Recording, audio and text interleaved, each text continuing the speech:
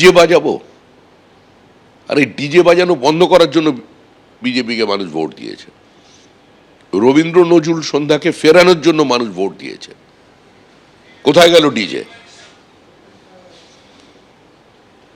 আমরা কর্মীদের বলছি, কোনো আক্রমণ যদি কেউ করে বিজেপির পতাকা হাতে নিয়ে কোনো রাজনৈতিক দলের কর্মীকে, এমনকি অশালীন শব্দ বাড়ির সামনে যদি গিয়ে কোনো মহিলার উদ্দেশ্যে বলে, তাকে দল থেকে বার করে দেবো। কোনো রাজনৈতিক হিংসা চলবে না।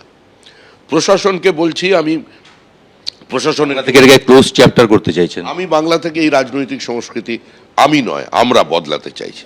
যারা তৃণমূল কংগ্রেস করেছে, শেষ পর্যন্ত লড়াই করেছে আমাদের হারানোর জন্য, তারা আমার শত্রু, আমি তার বাড়ি ভাঙবো? তাহলে তো আমরাও তৃণমূল কংগ্রেস হয়ে গেলাম, যেটা কোনো রাজনৈতিক দলই ছিল না। চিফ সেক্রেটারি এখন দেখছেন, ওনার দেখা উচিত যে কোনো জায়গায় যদি কোনো রাজনৈতিক হিংসা হয়, কোনো রং দেখবেন না, কঠোরতম পদক্ষেপ নিন, বন্ধ করুন। এগুলো অনেক হয়ে গেছে। এতদিন ধরে একটা অভ্যস্ত ছিল একটা জিনিসের মধ্যে, ক্যান্ডিডেটের মুখ মানে হচ্ছে দেব, কোয়েল, আপনারাও নিয়ে এসেছিলেন বিভিন্ন নায়ক নায়িকা 2021 সালে।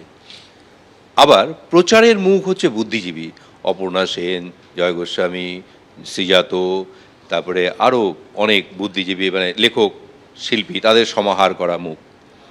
বিজেপি এই বছর নির্বাচনে লড়লো এ দুটো ফ্যাক্টরকে বাদ দিয়েই।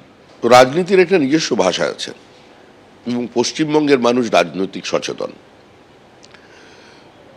প্রত্যেক নির্বাচনে জয় পরাজয়ের মধ্যে দিয়ে রাজনৈতিক দল কিছু শিক্ষা নেয়, আমরাও নিয়েছি।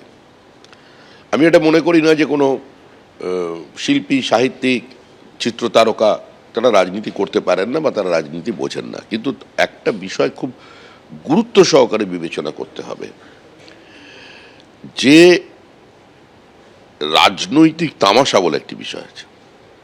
আমরা এখানে রাজনৈতিক তামাশা দেখছিলাম, মানে কারা কাকে চ্যালেঞ্জ করছেন, কারা রাজনীতি করছেন। সবাই তো রাজনীতি করার কথা নয়, সবাই রাজনীতি করতে পারে না।